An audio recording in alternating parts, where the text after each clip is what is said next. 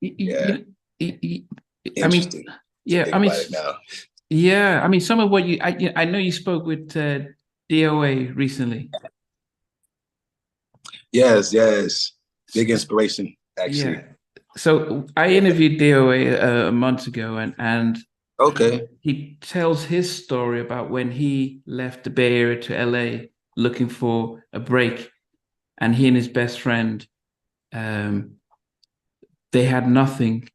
That sometimes they'll go in the park and they would even looking around if somebody had left some chicken, like the bones, and that's how bad it was. Mm, mm. So, I can him relate. and his Yeah. friend Skip, yeah, I mean, but and then when his friend got called to play um for Stephanie Mills, they said that's it. There wasn't they didn't have a they didn't need a bass player, they need a drummer or keyboardist. But when his friend got the gig, he says, "We're never gonna have to starve again. I'll always send you money until day where he got his stuff."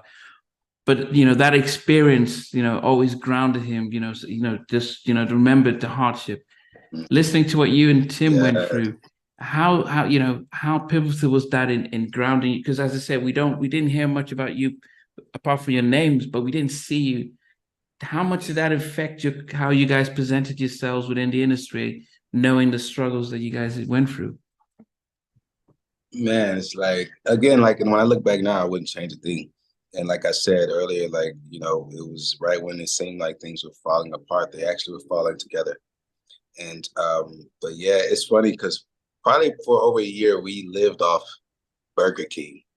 And like because Burger King at the time had this special two double cheeseburgers for $2. Oh, okay. So every day we walk up and down our street. We walk up and down our street, walk up to the gas station and try to get $2. Because Wow. we came up with $2, we knew, okay, nothing else. We each got a double cheeseburger later tonight. Wow.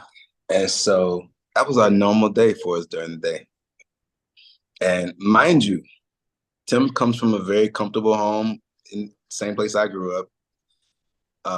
Same thing, my parents living very comfortably upstate New York because my dad ended up moving from Illinois. He left corporate America and moved to Illinois. Moved to upstate New York, Syracuse, New York, to pastor a church. And they had, he bought himself a new home. So my parents were very comfortable. Tim's parents were very comfortable. Oh, But we knew if we tried to reach back and ask for help, that we didn't want anything to dissipate what we had built up in terms of positive energy, positive thinking. Again, not knowing how powerful these things are that we're doing. Later on in life, I realized how powerful it was because we never complained about it. We never was like, hey, man, this ain't gonna work, man. I don't know how long I can do this. We never even complained about it. Actually, what we did the opposite. We started doing all these positive, mind you, I didn't know anything about positive affirmations back then. I didn't know anything about incantations. Like, but we would wake up every morning like, hey, who in the studio with tonight? Oh, boys and men. Oh, dope, dope. Now, mind you, we don't even know how we eating that night. But we will wake up and have conversations like that. Oh, we in the studio with TLC? Oh, man, I just came up with a nice hook. Hey, check out this hook. If people were like a fly on the wall, they would think, hey, these dudes is kind of off. These dudes is a little crazy. But again, like I learned these things later in life. Your subconscious doesn't know if it's real or fake. So if you can feed your subconscious certain information, it will become in that moment, it's a reality. mm. But it's a knowing that you have to, I don't even know how to even put that. Like that's more for your lane. You know, just learn how powerful it is and how and this isn't like a religion thing. This is like physics. This is physics. It's like you, if you see something and see it as done in your life, or you see something like I want to achieve that, and you actually put the energy and the passion towards that, and you see and you have a knowing that actually that's actually done already. Then it's done. Like when Yeah. we were saying things like, yeah, we're gonna be in the studio with TLC. Oh yeah, we're gonna buy our mom a Mercedes. From that moment, we would say things like that. Yeah, I'm gonna buy my mom a Mercedes tonight, man. I'm gonna go to the Benz dealership after I leave the studio. I'm gonna go pick up my mom a Benz. Again, we don't even know how we're eating that night. But we're talking, it's like our mind was in a completely different world. Yeah, you're visualizing, yeah. There we were doing these visualizations and didn't even realize it. We didn't even realize it. But the universe doesn't care if you realize it or not. Yeah. That's why it's so important to know what you're feeding yourself and the thoughts, what you're thinking about. Like, you know, on average, we have 60,000 thoughts a day. So what are we feeding ourselves? So, because the universe is waiting to allow it all to manifest. It doesn't. You can either be the person that works in the restaurant or you can own the restaurant. It doesn't matter to the universe. The universe.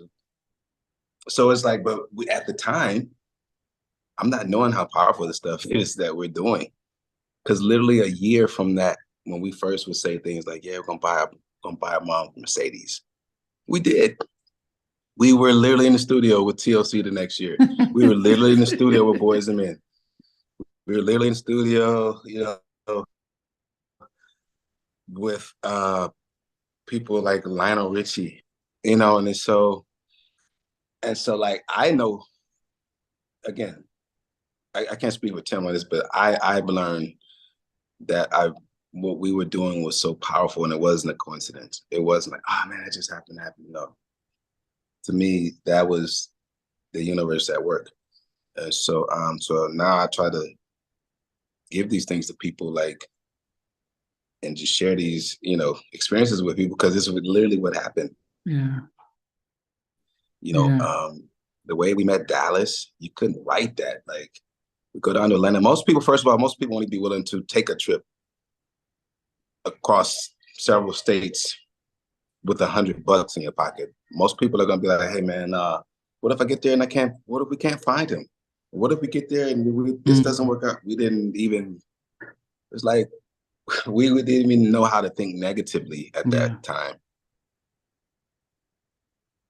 And so like, the way everything happened, it's like almost like, I can't say it's a fairy tale because it was a lot of work we put in. Again, I've been putting in work since I was 8 years old.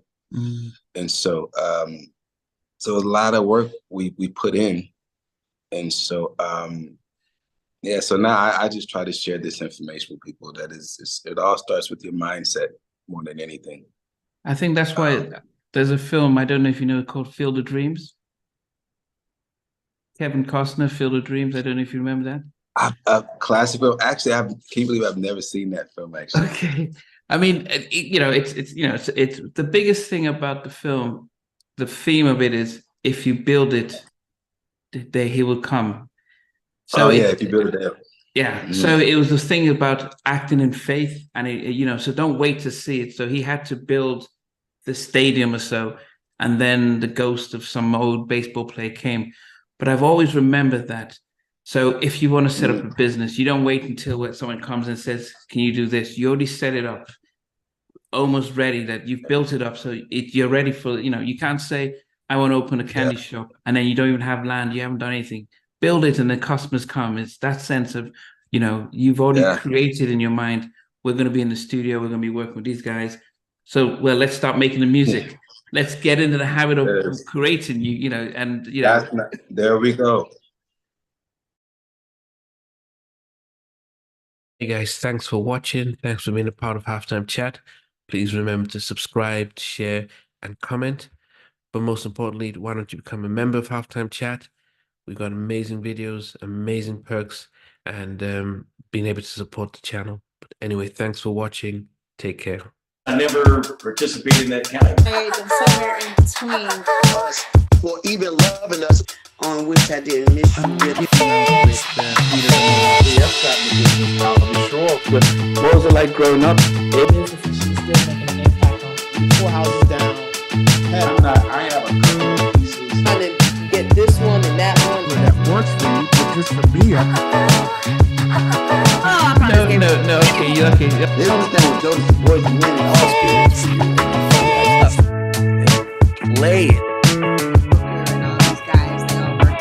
I mean, I love all different genres.